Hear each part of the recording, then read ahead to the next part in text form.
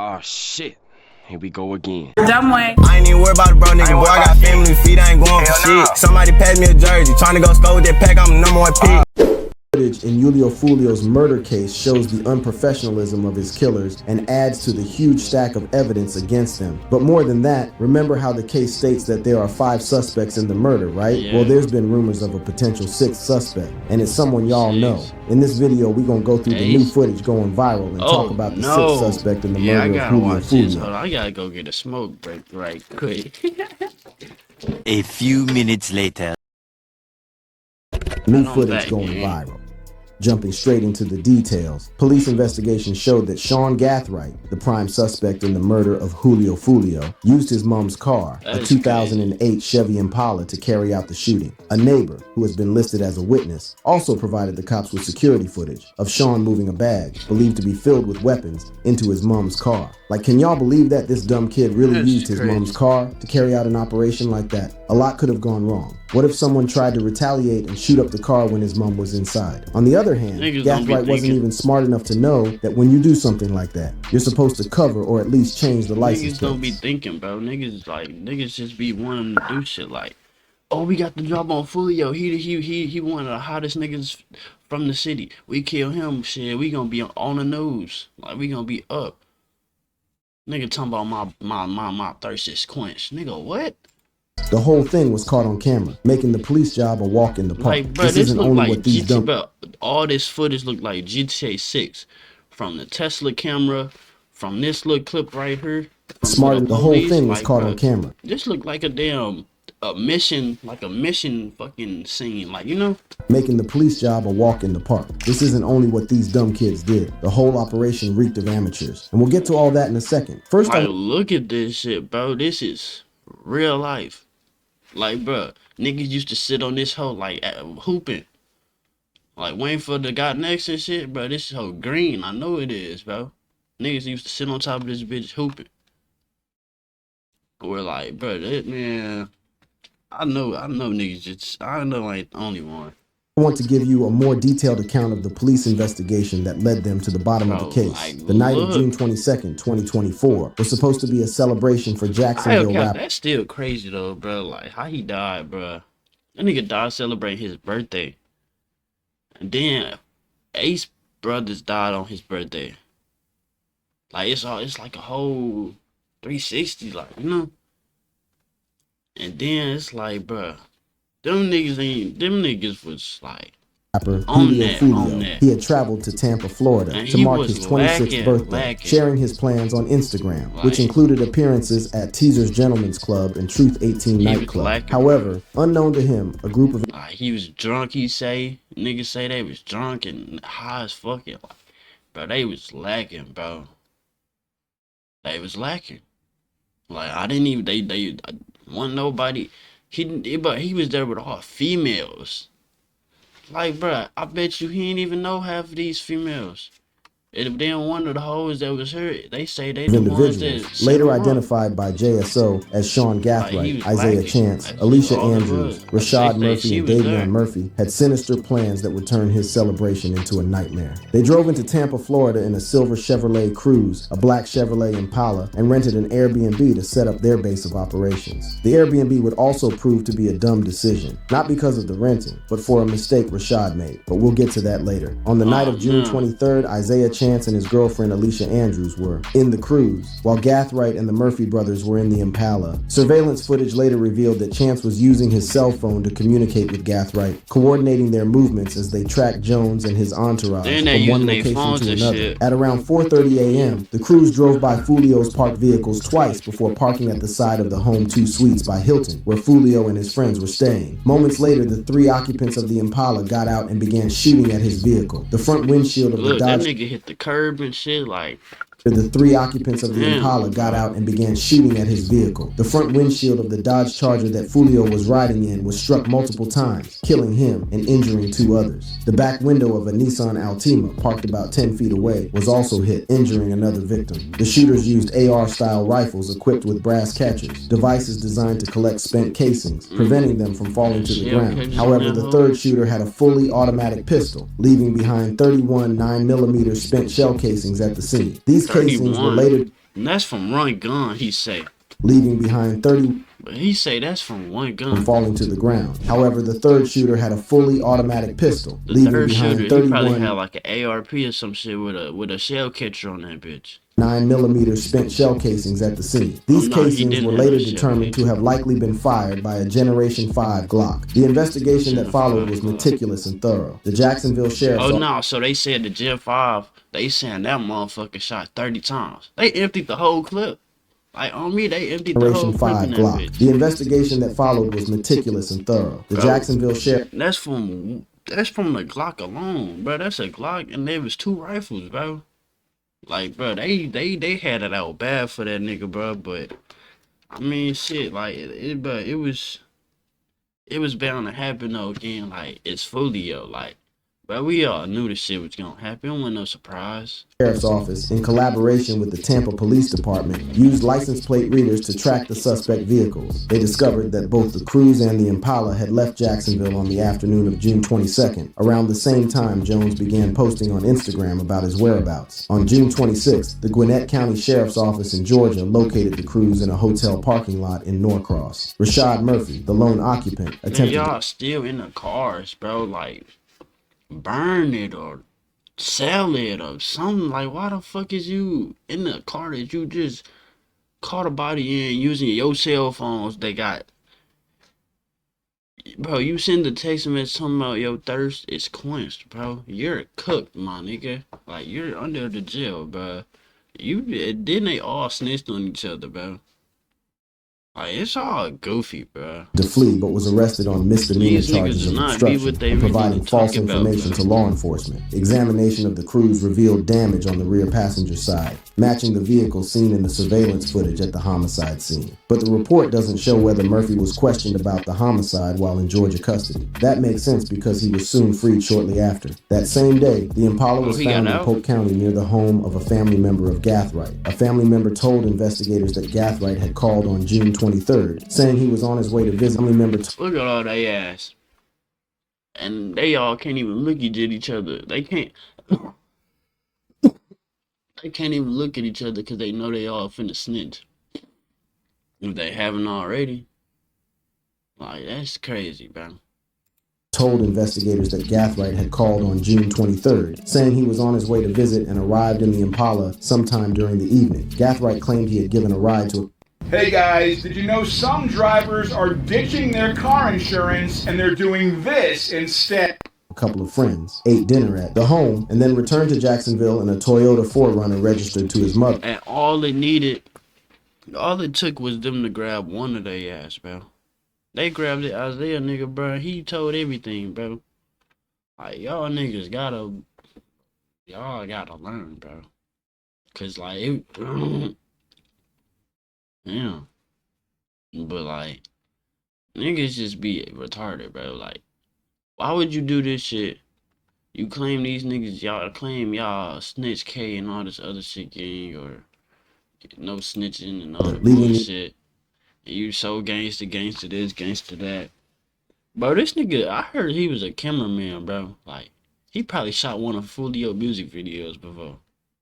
Like, bro. But like, bro, it happen every time, bro. Nigga gonna snitch, bro. Bitch gonna snitch on you, bro.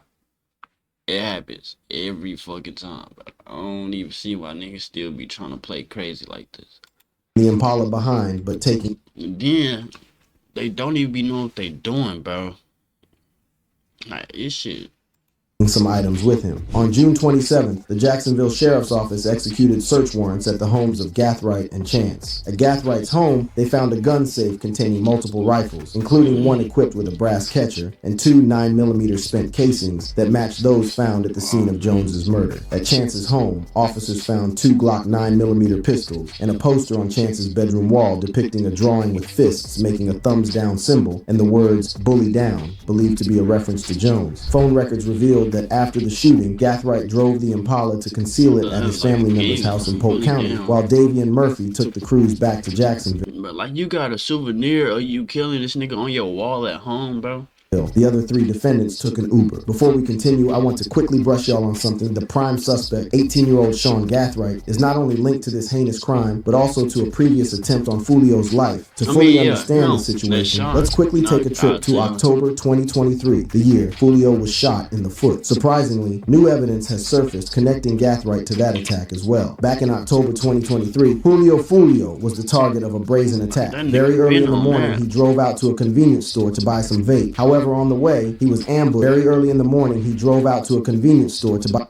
As soon as he walked out there, bitch. Foolio was the target of a brazen attack. Very early in the morning, he drove out to a convenience store to buy some vape. However, on the way, he was ambushed at a red light, and in the process, he was shot in foot. This incident was a clear message that Foolio's life was in danger. At the time, the identity of the shooter remained a mystery, but the recent investigation into Foolio's murder has brought new evidence to light. Do y'all remember back when I said the police found the Chevy Impala? Well, they did their investigation and uncovered links that showed that the spent rifle casings found in Gathwright's vehicle was linked to the prior attempt to kill Jones in October 2023. These shell casings... Bro, that's crazy, bro.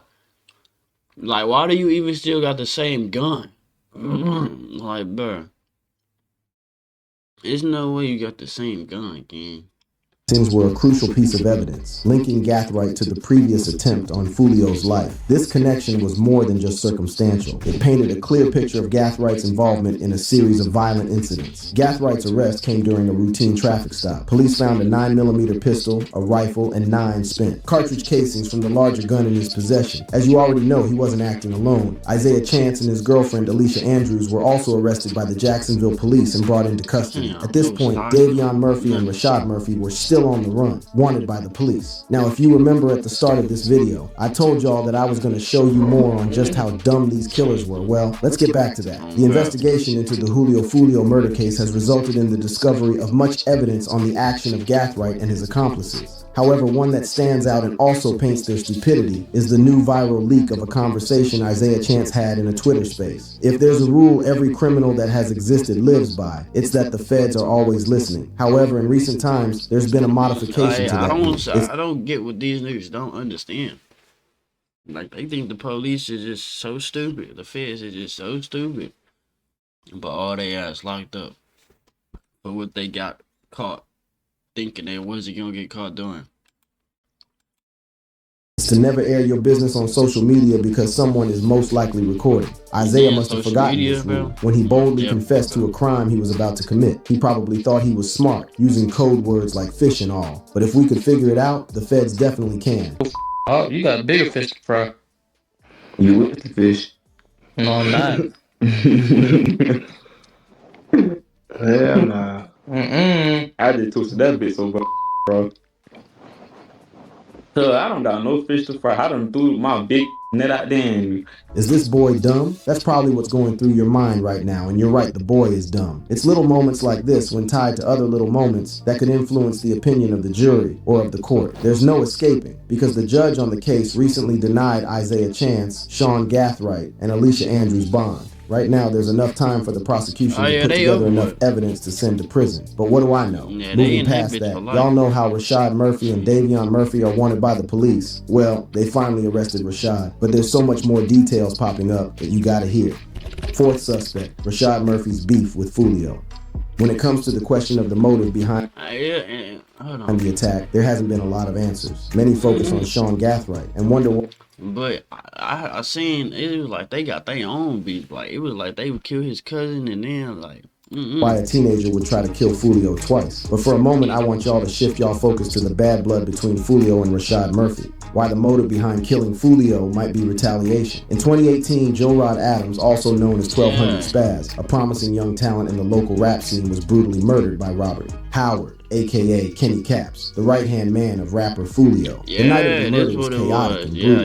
He got killed at that football game. That's what I had heard. 1200 Spaz was ambushed and shot multiple times by Kenny Caps. The motive behind the killing was most likely rooted in the ongoing beef between rival rap crews, a feud that had already claimed several lives. Who is Joe Rod Adams, and how is he connected to Rashad? Joe Rod is reportedly the younger of Rashad Murphy, so what I'm guessing now is that Rashad Murphy couldn't stand by as his brother's memory was desecrated. Fueled by pain and anger, he embarked on a mission to avenge his brother's death. I understand if you ask the question, He's why not probably attack the willing to killer sit in instead of prison for Foolio? life. Well, if you know anything about Foolio, it's that his whole brand is built on dissing dead ops. This case was not any different. Foolio has dissed 1,200 spaz in his songs. In List of Dead Ops, Foolio raps, Amp and Big Bando died together, I'm smoking spaz forever. There's also talk that Foolio's associates pissed on 1,200 spaz grave. While it's true that someone pissed and spat on the grave, there ain't really a way to confirm that this had much to do with Foolio. But also knowing his history, nothing is really out of reach.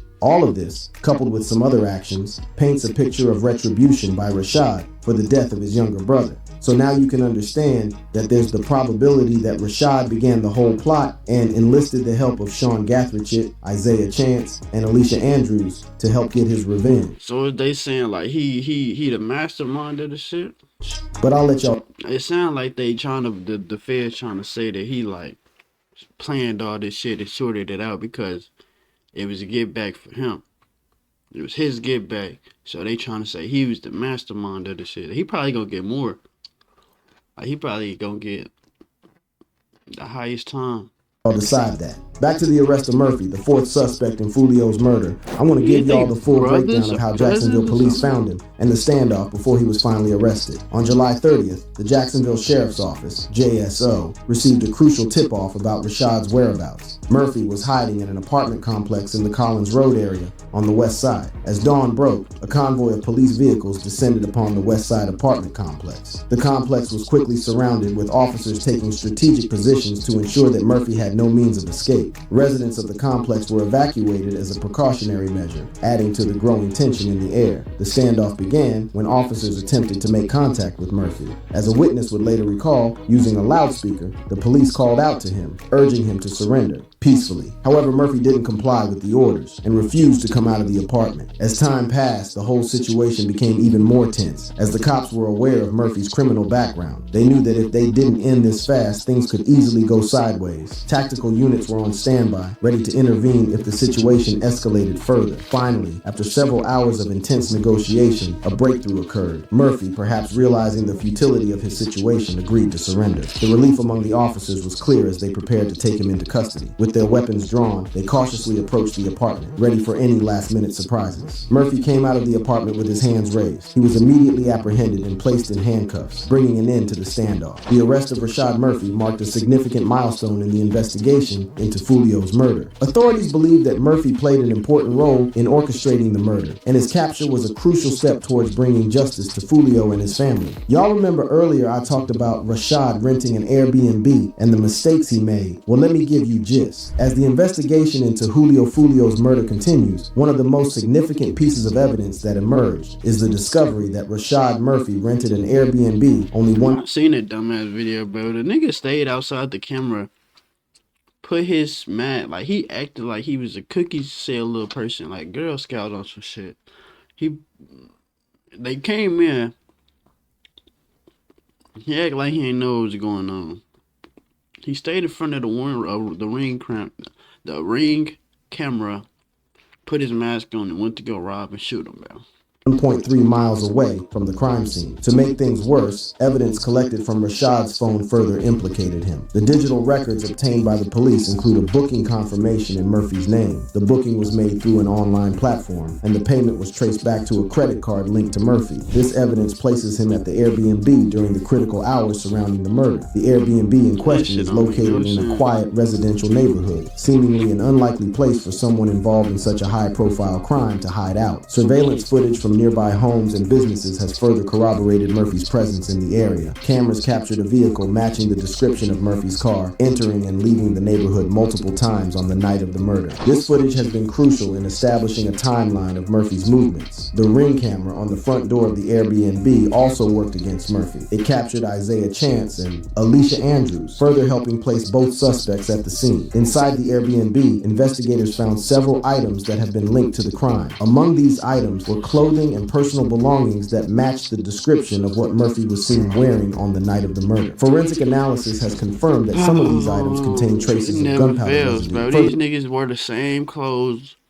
They used the same guns, the same cars, the same houses, the same phones. They like, bro, they kill somebody, don't change nothing about theyself, bro. They don't change nothing. They go back to their normal life. Like, I'm too smart for the police. I'm on Instagram. They don't know it's me. Like, bruh, you stupid. Further implicating Murphy in the crime. The police search. And which one of these niggas sent that message, bro? Like, I'm really like, that shit like pissed me off. That bro, if we in the same jail, bro, I'm beating your ass every day. I promise you, you getting beat up every day. You talking about my thirst is quenched, bro? Like, nigga, you just stupid, bro. What are you The talking Airbnb about? was thorough and yielded even more incriminating evidence. Investigators discovered a burner phone hidden in the property, which has been linked to several calls and text messages made around the time of the murder. The text messages found on the burner phone reveal a chilling narrative. In one message, Murphy That was deep. That was chilling, man.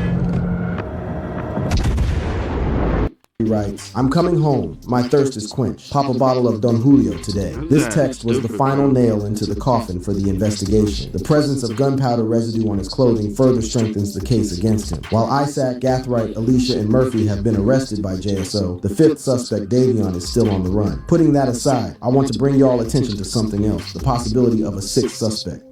Is Youngin Ace the sixth suspect? I mean, some people feel like you were behind that. What y'all just watched is DJ Academics asking Youngin Ace straight up if he had anything to do with murder, and Ace's response is a laugh. Now that's fishy, but I gotta tell y'all, the feds are definitely closing in. So Youngin Ace has long been known in Jacksonville. We are consistently monitoring those groups. We have people that are always watching them. Like, bro, then they already getting watched, bro. Like, bro, this shit is not a game, bro.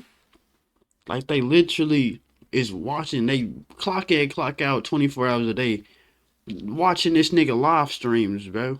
Just trying to get him to say something. Like, bro, they would use a GTA clip against him if they could, bro. They don't like that nigga already, bro. The internet is going wild with this. Many people believe Youngin's That reign. Nike take was hard. I ain't gonna cap. People that are always watching them. The internet is going wild with this. That's not a regular black one, because a regular black one, that shit not white. That shit black. I ain't never seen no white logo Nike Tech. Like a black with.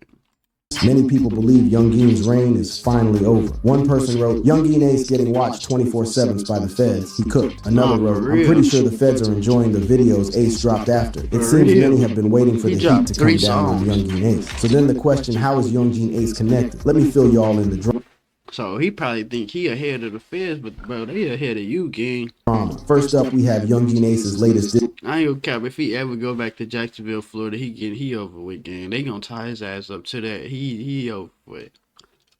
This track, Do It, which many believe is a self-snitching confession. Just hours after the tragic murder of his rival Foolio, Youngin Ace dropped a song that had both questionable lyrics and questionable visuals as well. While the timing of the track alone raised eyebrows, it's the content of the song and its accompanying visuals that have everyone talking. In Do It, Youngin Ace raps, I don't even call him by his name. I call Lil do it. He with his baby do it. He with his mama do it. He with his mama do it. This money making do it. These lines are chilling, to say the least. The repetition of the phrase do it suggests a call to action, like he gave the directions to eliminate his enemies, regardless of their company. Speaking of company, did y'all know that Foolio's mom and his girlfriend were shot a few years ago and luckily survived? Well, Youngin Ace's lyrics could mean he ordered those shootings as well. In general, it's just not a wise thing to confess to crimes and songs, whether he eliminates the rep do it. He with his mom.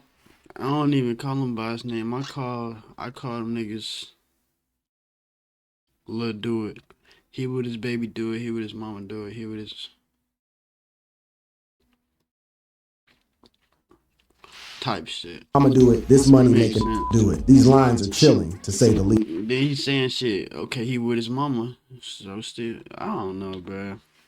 You better be cool. He ordered those shootings as well. In general, it's just not a wise thing to confess to crimes and songs, whether you did it or not. There's been a new rise of rappers' lyrics being used against them in court. So if the authorities decide to pursue this angle, Ace could find himself in serious legal jeopardy. The explicit nature of his lyrics and the timing of the video's release make it a potential goldmine for prosecutors looking to build a case. Good examples would be Young Thug and YNW Melly case. They are both having I ain't gonna cap, gang. That nigga right there. But he needs to stay in jail, bro. They shouldn't even let him out, bro. I don't know why niggas keep praising him, bro, but I'm a real ass nigga, bro, and I'm finna come right here right now and say this shit, bro. This nigga's a goofy, bro. Like he had a couple cool ass songs, bro. But you mean tell me you kept your best friends on like on some weird shit, bro? And like you talking about like, and he put it in his songs, and like, bro, keep this weird ass nigga in jail, bro. And I don't know why niggas keep acting like Juan W. Millie's just this good person or like a cool ass person. Like that shit is weird, bro. Like that shit weird, bro. Like that's the back, bro. He ain't gonna say he started the backdoor shit, bro, but that shit got crazier after this situation. Cause what that was like 2018, bro. And shit, the world just been crazy shit since. It got crazy. It got crazier 2018 for like, it just been a lot of wild shit. Like I don't know, bro, but this nigga weird, bro.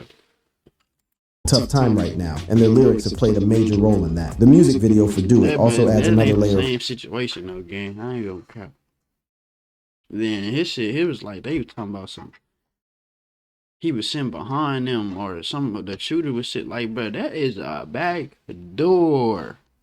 Controversy. It features several masked individuals mowing down a man in what appears to be a hotel parking lot. This imagery is very reminiscent of the real-life events that unfolded at the Holiday Inn where Foolio was ambushed. The parallels are hard to ignore, leading many to speculate that Youngeen Ace is not just rapping about violence but potentially confessing to his involvement in Foolio's murder. Social media exploded with reactions to the song and video. One user commented, "Ace told them to do it, y'all," while another wrote, "Damn, you did these victory laps for an inevitable RICO charge. That's tough." These reactions indicate that fans and followers are interpreting the song as a direct reference to Foolio's death. The timing, the lyrics, and the visuals all point to a chilling possibility that Youngeen Ace may have snitched on himself. To fully understand this raging beef that would lead to dissing on the same day your op dies, we need to revisit the long-standing feud between Youngeen Ace and Foolio. This rivalry has... And then he ain't drop a song, I don't think, like no time before he dropped them bitches too. Been brewing for almost a decade, involving their respective gangs, Ace's top killers, ATK, and Kill Them All, KTA. The beef between Youngeen Ace and Foolio is a tale of tragedy, violence, and relentless rivalry that has its roots in the streets of Jacksonville, Florida. This feud has been fueled by a series of devastating events and diss tracks that have left an indelible mark on both rappers' careers and lives. The animosity between Youngeen Ace, born Keonta Bullard, and Foolio, born Charles Jones, can be traced back to a tragic night in June 2018. Youngeen Ace was out with his brother Trayvon Bullard and two close friends Royale Smith and Jacoby Groover when they were ambushed in... I just said it, 2018 gang. I just said it. Like I don't know, it's like 2018 shifted the world. Like it was all the like it was already shifting, bro. It was like the world ain't never gonna be good, bro. Like America in general, like it's always been like this, bro. But like it's like it slowly was switching, like you know, like slow, like through the years, through the days, it was just slowly happening. Like with social media getting better and phones getting better and technology, like everything was just switching, bro.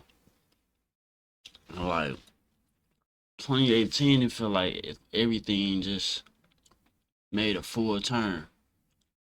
Like Jones can be traced back to a tragic night in June 2018. Youngeen Ace was out with his brother Trayvon Bullard and two close friends Royale Smith and Jacoby Groover when they were ambushed in a drive-by shooting. The attack left Ace critically injured and claimed the lives of his brother and friends. This harrowing experience not only shaped Ace's music, but also intensified his resolve to rise above the violence that plagued his life. Foolio, on the other hand, has his own share of heartbreak. In February 2019, his younger brother, Adrian Denard Gaynor Jr., known as Bibby, was shot and killed in Jacksonville. This loss deeply affected Foolio. So Bibby died a year later after that shit.